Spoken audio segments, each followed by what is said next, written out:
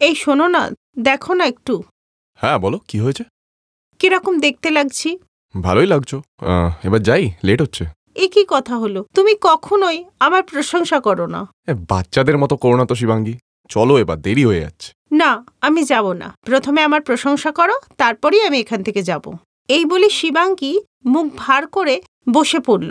তাই দেখে ওর হাজবেন্ড আশিস বলল, তাহলে তুমি যাবে না? আগে আমার প্রশংসা করো, তারপরে নিশ্চয়ই যাব। আরে এ তো ভারী মুশকিল। আচ্ছা শোনো তাহলে, খুব সুন্দর লাগছে তোমাকে দেখতে। তোমার মেকআপটাও তোমায় ভালো মানিয়েছে। তোমার চুড়িগুলো গয়না পরে তোমায় দারুণ লাগছে, মানে একদম স্বর্গ থেকে নেমে আসা অপ্সরা। হ্যাঁ, এবার আমি খুব খুশি হয়েছি। চলো এবার, আর কত লেট করবে? শিবাঙ্গীর এই কথায় আশিস হেসে উঠল। এরপরে দুজনা ফাংশন অ্যাটেন্ড করতে গেল। ওই দিন রাতে ফাংশন থেকে ফিরে আসার পর, শোনো না, বলো। তুমি তো আমার চুলের ব্যাপারে কিছু বললেই না। বলো না, আজকে আমার চুলটা কেমন দেখতে লাগছিল? আরে ধ্যাৎ, আবার শুরু করে দিলে তুমি। বলো না, কেমন লাগছিল আমার চুলটা তোমার দেখতে? হ্যাঁ ঠিকই আছে। কি বললে? শুধু ঠিক আছে? আরে ভালো করে দেখে বলো। দেখো শিবাঙ্গী, তোমার চুলগুলো সুন্দর, তা বলে এটা নিয়ে অহংকার করো না। কেন অহংকার করব না? আবার চুলগুলোই তো ওরকম। তুমি বলো, আর কারো দেখেছো এরকম ভালো চুল? হ্যাঁ আমি তো দেখেছি, বাট আমার মনে হচ্ছে তুমি দেখোনি কোনোদিনও। পাশের বাড়ির সবিতা বৌদির চুলটা দেখো, তারপর তুমি বুঝবে ভালো চুল কাকে বলে। চলো এবার ঘুমাই, গুড নাইট। এই বলে আশিস তো পাশ ঘুরে শুয়ে পড়ল।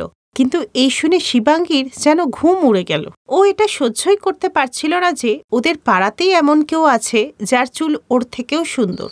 ও এই ভেবে সারা রাত ঘুমোতেই পারল না। পরের দিন সকালে ও যখন স্নান করছিল, তখনই ডোরবেল বাজল। বৌদি দুধ নিয়ে নাও। হ্যাঁ হ্যাঁ দাও। আরে বা বৌদি, আপনার চুলগুলো তো খুব সুন্দর। হ্যাঁ, এটা তো ঠিকই, আমার চুল এখানে সবার থেকে ভালো। আরে না না না বৌদি, আপনি সামনের বাড়ির সবিতা বৌদির চুলগুলো দেখেননি? পুরো হাঁটু অব্দি আসে ওনার চুল, আর এত ঘন আর কালো, ওনার চুলের সামনে কারোর চুল আসে না। প্রথমে আশিস আর এখন দুধওয়ালা দুজনেই শিবাঙ্গীকে রাগিয়ে দিয়েছিল। শিবাঙ্গী আর আশিসের বিয়ে সবেমাত্র কয়েক মাসই হয়েছিল, তাই ও আশপাশটা খুব একটা চিনত না। কিন্তু এবার যে ওকে সবিতা বৌদির সাথে দেখা করতেই হবে। এরপর শিবাঙ্গী একটা বুদ্ধি লাগালো আর একটা খালি কোটো নিয়ে সবিতার ঘরে চলে গেল। আর যখনই সবিতা দরজা খুলল, তখনই সবিতার চুল দেখে শিবাঙ্গী তো হাঁ হয়ে গেল। হ্যাঁ বলুন। আমি শিবাঙ্গী, আপনাদের পাশে থাকি শিবাঙ্গী। হ্যাঁ হ্যাঁ, আমি বুঝতে পেরেছি, আপনি ওই আশিসদার ওয়াইফ তো। আসুন আসুন। না, আমি এসেছিলাম, আপনার কাছে একটু দই হবে কি?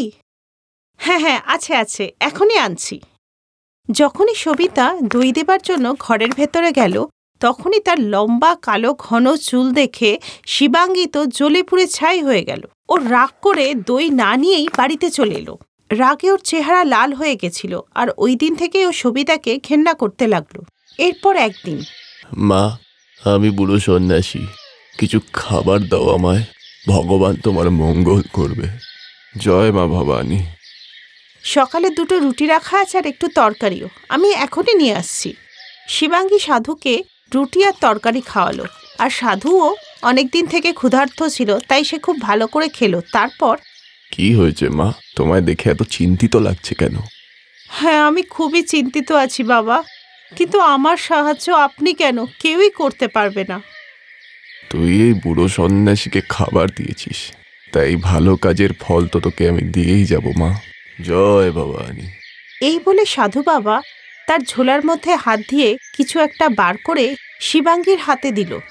যা দেখে শিবাঙ্গী মুখ বেঁকিয়ে বলল, হ্যাঁ, একটা আখরোট, এটাতে আমি কি করব? এটা কোনো সাধারণ আখরোট না, ভক্তির সাথে এটাকে ভোগে মিশিয়ে খেয়ে নিস, তারপর যা তোর মনস্কামনা সব পূরণ হবে। সত্যি কি তাই? যা আমি চাইবো তাই হয়ে যাবে? হ্যাঁ, যা তুই চাইবি, কিন্তু হ্যাঁ হ্যাঁ বাবা, আমি বুঝে গেছি। হ্যাঁ, এবার আমি বুঝতে পেরেছি। এবার তুমি যাও, আমাকে পুজোয় বসতে হবে। শিবাঙ্গী সাধু বাবার পুরো কথা না শুনেই তার মুখের ওপর দরজা বন্ধ করে দিল।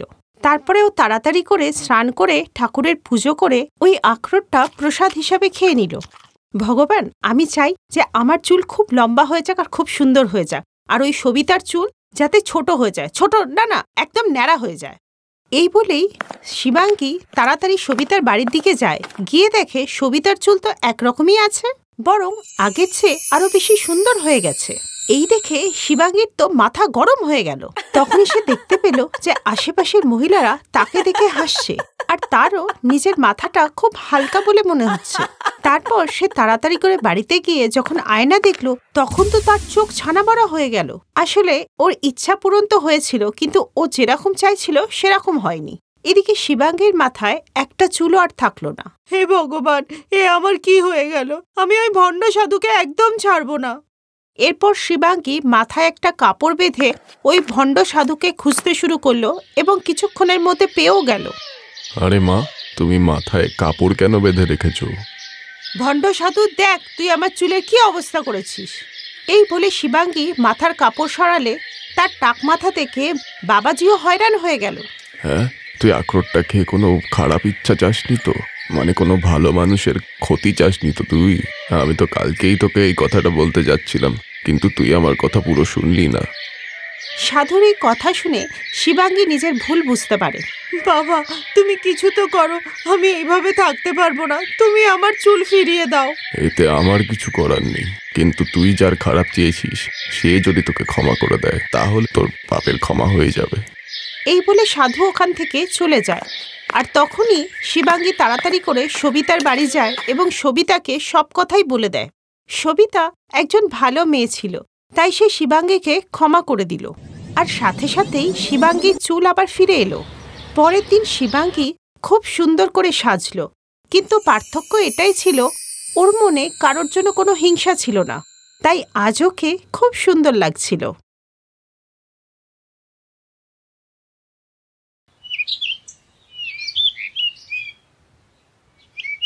কৌশল্যা রাত্রিবেলা ঘুমিয়েছিল, আর ওর ঘরটা দোতলায় ছিল। উনি জানলার দিকে মুখ করেই ঘুমিয়েছিলেন। হঠাৎ তার ঘুম ভেঙে যায়, আর ওনার চোখ জানলার দিকে গেলেই উনি চমকে ওঠেন। আর উনি দেখলেন যে প্রতিবেশী বিমলার নববিবাহিত পুত্রবধূ জানলা দিয়ে দেখছে। কে কে ওখানে? পায়েল নাকি? এই কথা বলার সাথে সাথেই জানলার পাশ থেকে পায়েলের মুখটা সরে গেল, আর বিমলা দেবী সঙ্গে সঙ্গে ছুটে গেলেন। কে কে ওখানে? পায়েল, তুমি নাকি? কিন্তু কৌশল্যা কাউকে দেখতেই পেলেন না। উনি জানলার আশেপাশে খুঁজতে লাগলেন, কিন্তু কাউকেই দেখতে পেলেন না। তাই সারা রাত ওনার ঘুম এলো না। পরের দিন সকালে উনি বিমলা দেবী বাড়িতে যান। আরে কৌশল্যা, এত সকাল সকাল কি ভেবে এলে? ঘরে কি চা পাতা চিনি শেষ হয়ে গেল? বলো। আরে না না, চা চিনি না, আমার মেন্টাল পিস শেষ হয়ে গেছে। Mental peace? এ আবার কি? কোনো নতুন ধরনের খাবার নাকি? আরে মেন্টাল পিস মানে মানসিক। আরে ছাড়ো ছাড়ো, তুমি ওসব বুঝবে না, তোমার বৌমাকে ডাকো। বৌমা, ও পায়েল বৌমা, তোমার কৌশল্যা কাকিমা তোমার সাথে দেখা করতে এসছে, একটু বাইরে এসো না। পায়েল চোখ ডলতে ডলতে ঘর থেকে বাইরে এলো। কি হলো কৌশল্যা কাকিমা, ডাকলে কেন? আমি তো ঘুমোচ্ছিলাম। হ্যাঁ হ্যাঁ, রাত্রিবেলা লোকের জানলা দিয়ে তাকালে দেরি পর্যন্তই ঘুম হবে। লোকেদের জানলা দিয়ে দেখা, এটা কি বলছেন কৌশল্যা কাকিমা? এ কি কৌশল্যা, তুমি কি আজে বাজে কথা বলছো আমার বৌমার নামে? কাল রাতে আমি পরিষ্কার তোমার বৌমাকে আমি জানলায় দেখেছি। এই নিয়ে পরপর 3 দিন দেখলাম, বুঝলে? কি? আপনার জানলার বাইরে? কিন্তু আপনার ঘর তো দোতলায়। হ্যাঁ তাই তো, ওখানে কি আমার বৌমা উড়ে যাবে? নাকি জাদুর সাহায্যে পা লম্বা করে নেব? কৌশল্যা চুপ করে গেল। ওকে চুপ করা দেখে বিমলা বলল, কৌশল্যা তুমি তো ঘুমিয়েছিলে, তুমি তাহলে স্বপ্ন দেখেছ। যাও বাড়ি যাও, গিয়ে চা খাওগে। না না, আমি চা বানিয়ে নিয়ে এসছি। কৌশল্যা কাকিমা, তুমি আমার হাতেরই চা খাবে। কোনো প্রমাণ ছিল না বলে কৌশল্যা দেবী চুপ করে গেলেন, কিন্তু তার ভালো করে মনে ছিল যে তিনি পায়েলকেই দেখেছেন। কিন্তু এটা পায়েল কিভাবে করতে পারে, এটা কৌশল্যা দেবী কোনোভাবেই বুঝে উঠতে পারছিলেন না। পায়েলের বিয়ে মাত্র 2 সপ্তাহ হয়েছে। পায়েল বিমলা দেবীর ছেলে রাহুলকে বিয়ে করেছে লাভ ম্যারেজ করে, কিন্তু ওদের দেখা হয়েছিল মাত্র বিয়ের 1 মাস আগে। বিয়ের পর যখন পায়েল বাড়িতে আসে, তাকে দেখে কৌশল্যা দেবীর একটুও ভালো লাগেনি। পায়েলের চেহারায় একটা আলাদা চতুরতা ছিল। কৌশল্যা দেবী মনে মনে ভাবলেন, এই মেয়েকে দেখে আমার খুব অদ্ভুত লাগছে। কেন জানি না মনে হচ্ছে একে নিশ্চয়ই কোথাও দেখেছি। কৌশল্যার মনে একটা সন্দেহ ছিল। যাই হোক, কিছুদিন সবই ঠিকঠাক ছিল, কিন্তু একদিন যখন রাত্রিবেলা সে জানলায় পায়েলকে দেখতে পায়, তখন সে ভয় পেলেও স্বপ্ন বলে ব্যাপারটাকে গুরুত্ব দেয়নি। কিন্তু তারপর পরপর 2 দিন জানলার বাইরে উনি পায়েলকে দেখতে পান। আর তারপরেই উনি বিমলা দেবীর বাড়িতে পায়েলের সাথে দেখা করতে যান। কিন্তু পায়েল আর বিমলা দেবী এই ব্যাপারটা হেসেই উড়িয়ে দেন।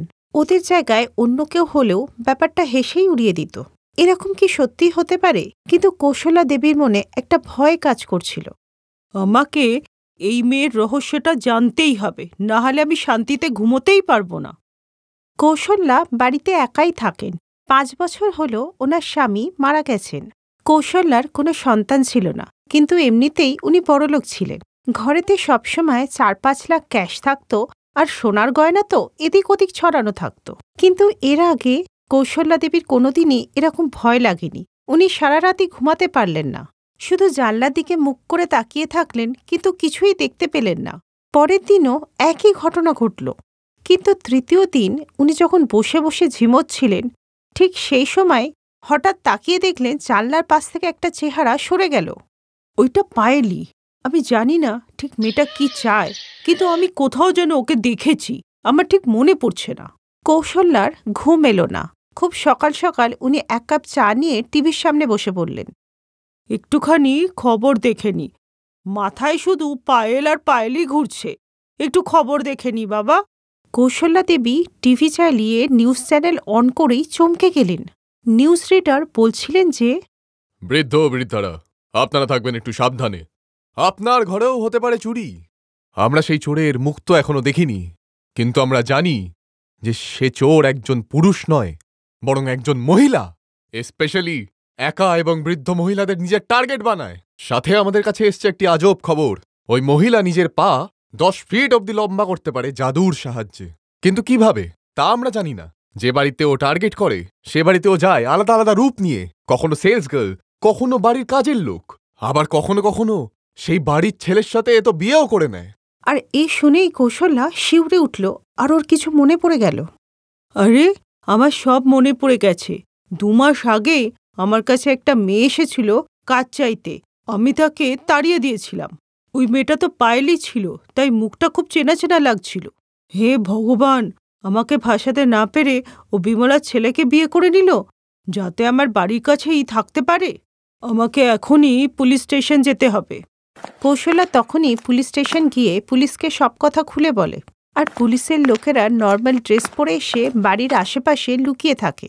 রাত্রিবেলা কৌশল্যা ঘুমিয়ে পড়ার নাটক করলে তখনই পায়েল বাইরে এসে পা লম্বা করতে থাকে। এই দেখে পুলিশের লোকেরা তাড়াতাড়ি এসে পায়েলের 2টো পা চেন দিয়ে বেঁধে দেয়। এবার কি হবে তোর, লম্বা পালা ডাইনি? ছেড়ে দাও আমাকে, ছেড়ে দাও, ছেড়ে দাও আমাকে। কৌশল্যাও বেরিয়ে এলো। আমার প্রথম থেকেই ওর ওপর সন্দেহ ছিল। আপনারা ওকে নিয়ে যান, ও অনেক নিরপরাধ লোকের ক্ষতি করেছে। এরপর পুলিশ পায়েলকে ধরে নিয়ে যায়। আর তারপর থেকে কেউই লম্বা পাওয়ালা ডাইনিকে আর দেখতে পায় না, কারণ ওকে সারা জীবনই জেলেই থাকতে হলো। আর অন্যদিকে বিমলা কৌশল্যাকে জড়িয়ে ধরে, কারণ কৌশল্যাই তো বিমলাকে এই বিপদ থেকে বাঁচিয়েছিল। এরপর সব বয়স্ক লোকেরা খুশিতে আর নির্ভয়ে থাকতে লাগলো। Best buddies. হ্যালো ফ্রেন্ডস, এই ভিডিওটা দেখার জন্য ধন্যবাদ। যদি এই ভিডিওটা তোমাদের ভালো লেগে থাকে তাহলে প্লিজ লাইক, সাবস্ক্রাইব আর কমেন্ট অবশ্যই করবে এই ভিডিওতে। আর হ্যাঁ, শেয়ার করতে ভুলো না কিন্তু। আরো অনেক মজাদার ভিডিও দেখার জন্য নিচে দেওয়া এই বেল আইকনটাকে প্রেস করো। দেখতে থাকো বেস্ট বাডিজ।